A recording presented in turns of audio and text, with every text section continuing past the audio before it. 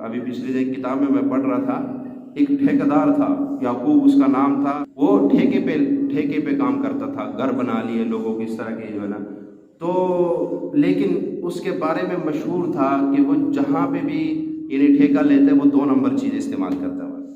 ایک بندے کو اس نے گھر بیچا اور 2-4 مہینے بعد وہ گھر خراب ہو گیا، ظاہر بات ہے اس میں سارا میٹیریل جو لگا تھا وہ 2 نمبر تھا۔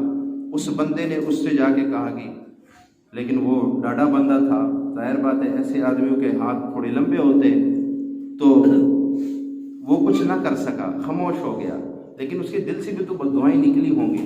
بہرحال زندگی اس کی گزرتی رہی، کچھ چند عرصے بعد اس کی اولاد جوان ہو گئی، وہ بھی اس کام میں لگ گئی، وہ ٹھیکیدار صاحب فوت ہو گئے۔ جب فوت ہو گئے تو لکھنے والے نے لکھا کہ دوسرے دن جب اس کی قبر بنائی گئی، دوسرے دن بارش ہوئی، اور بارش جب ہوئی اس کی قبر، وہ ظاہر بات ہے کچی قبر تھی اور تازہ قبر تھی، وہ بارش کی وجہ سے وہ بیٹھ گئی۔ کسی نے ان سے کہا، ان کے بیٹوں سے، کہ تمہارے باپ کی قبر کے اوپر ساری مٹی ختم ہو گئی اور جو ہے نا اب لاش نظر آ جائے گی، ایسے کرو جاؤ اس کو ذرا ٹھیک کرو۔ بیٹے گئے، انہوں نے جا کے دیکھا تو انہوں کو مٹی کی وہاں پہ جو مٹی اوپر ڈالی تھی وہ تو نہیں تھی، پر سانپوں کے گچھے نظر آ رہے تھے جو ایسے ایسے چل رہے تھے۔ مکمل قبر اس کے سانپوں سے بھری ہوئی تھی۔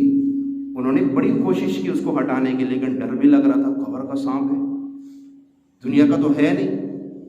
تو انہوں نے واپس آ گئے، پھر انہوں نے ملازموں کو بھیجا کہ جاؤ تم کسی طریقے سے کوئی یہ کام کر کے آؤ۔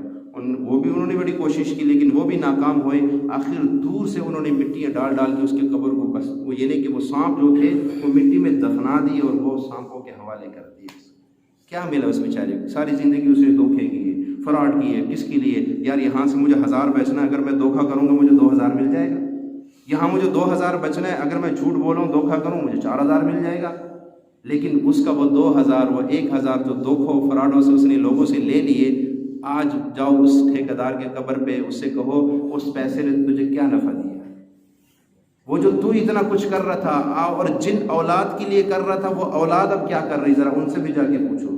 وہ چند دن رو بہو کے، وہ آنسو بہا کے وہ گئے، بھول گئے، کچھ بھی نہ رہا۔ اولاد کے خاطر ہم جھوٹ بولتے ہیں، اولاد کی خاطر ہم دھوکے دیتے ہیں، اور 2 دن اولاد یاد کرتی، تیسرے دن بھول جاتی۔